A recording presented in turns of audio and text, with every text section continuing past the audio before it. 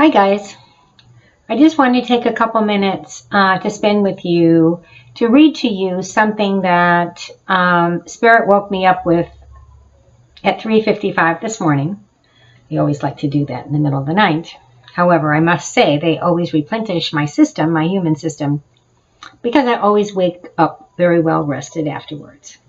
So I guess I'm kind of protected. So that's okay. But I wanted to share this with you because I found it very interesting.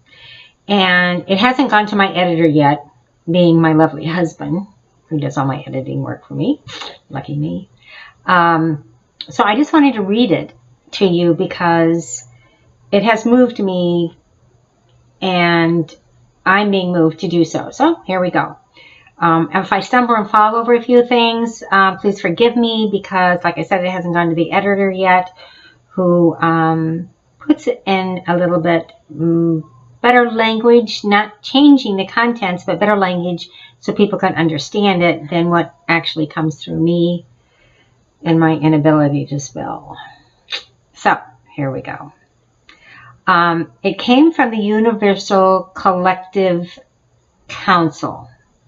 They told me that this morning after I got up, and I asked, okay, that's fine. Where did this come from? Who was channeling through me? So this is how it reads. For so long, we have waited for what is now approaching. With the morning sky awash with light, with the sight of our ships will come unto the world. No longer will there be mystery of only one life. Welcome in peace. Come back. We come in peace and bring with us the way of a free and loving world. No more will the will of those who keep you in bondage prevail.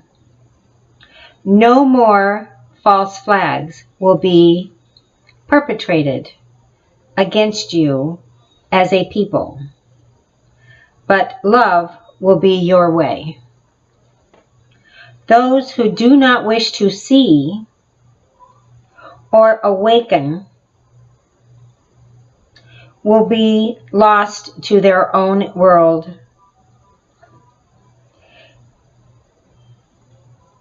of lust and hate. I'm not quite sure what that means.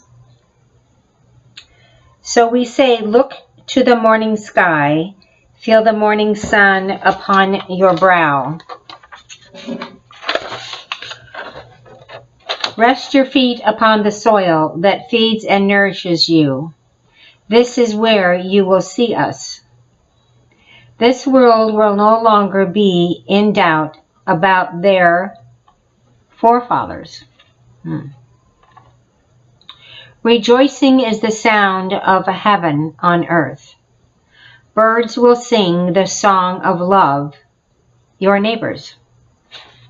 No longer will borders divide. As one we shall be. I'm not sure if they're talking about earthly borders, universal borders, or both.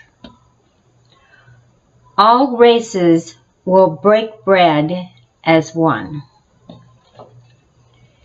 We are one universe collectively.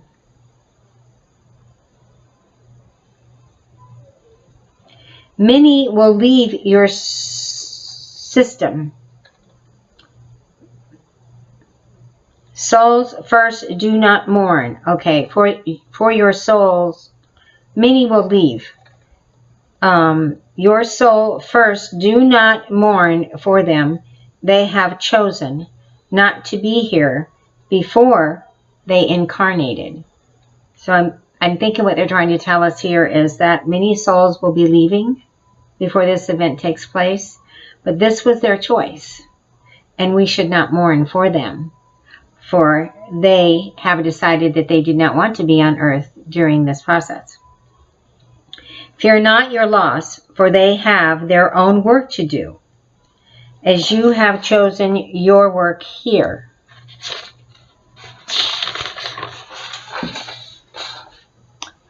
Light workers, as you call self, remain diligent in your work. Open your heart to all who pass, for with your energy of light is to bring to them their opportunity to see. Those who returned home shall be the instrument for your work. Attunement is in the wind that surrounds you. Breathe it into your lungs. Feel your chakras align from the sun above and travel into Mother Earth's energy. You are no longer a puppet on a string, but floating on the energy of one nation, no more, but the universe as one. Come travel with us to this place where the history of who you are is about to unfold for all to see. With you will come your seed. Let it be known your harvest is vast. I think here they're talking about works that we've already done as light workers, seeds that we have planted, things that have already begun to mature in others, seeking, acknowledging, and unfolding and awakening that we as light workers have produced in those that have had contact with us, and however they've had contact with us. I think that's what they're talking about as our seed. The light you shine works in the creation of energy. Not sure that's creation. Of energy shared by you before your awakening. Little did you know, but you shall see your work has been with you all the days of your existence from the birth of your soul. Okay, now that creation makes sense to me. Here and now will come this time of awakening, of souls no longer one at a time, but by the millions. Our word is being fulfilled. Work. Our work is being fulfilled. And you, my loves, are the instrument of change.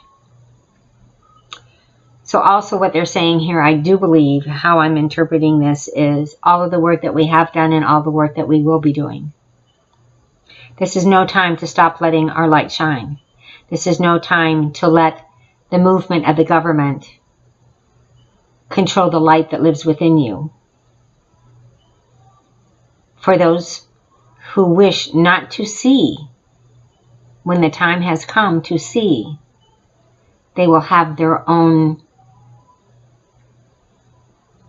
place to go or stay, depending on what your current beliefs are. A lot of people believe that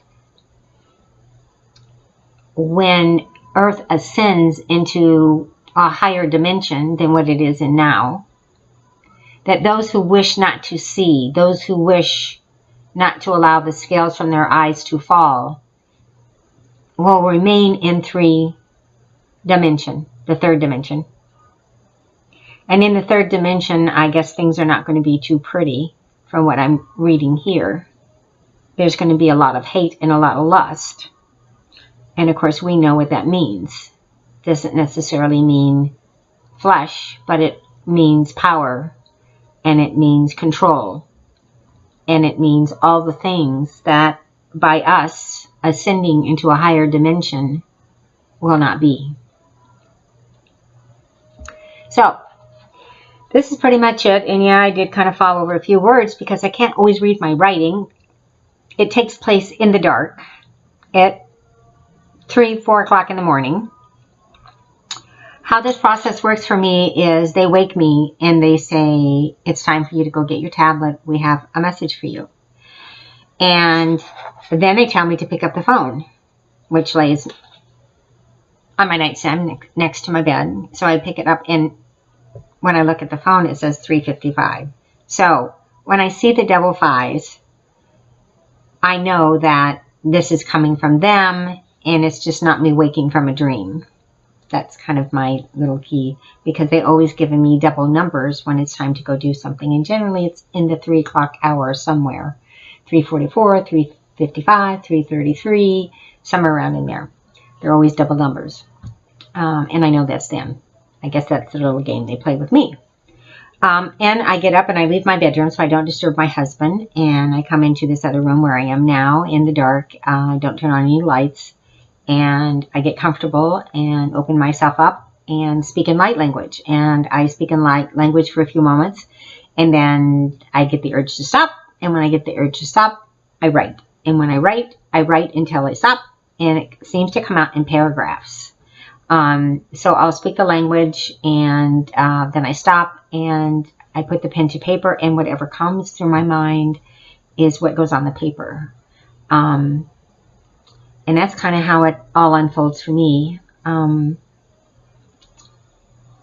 sure that, in fact, I know a lot of you do automatic writing. That's kind of what I call this. And I would love to share the process that they use with you. And I'm sure it's probably different or maybe similar, but not the same. But I would be interested to hear about it. And it does come out in English, even though I'm a terrible speller. So sometimes I have difficulty, and so does my husband, trying to figure out what it is I wrote. And sometimes the words aren't spaced.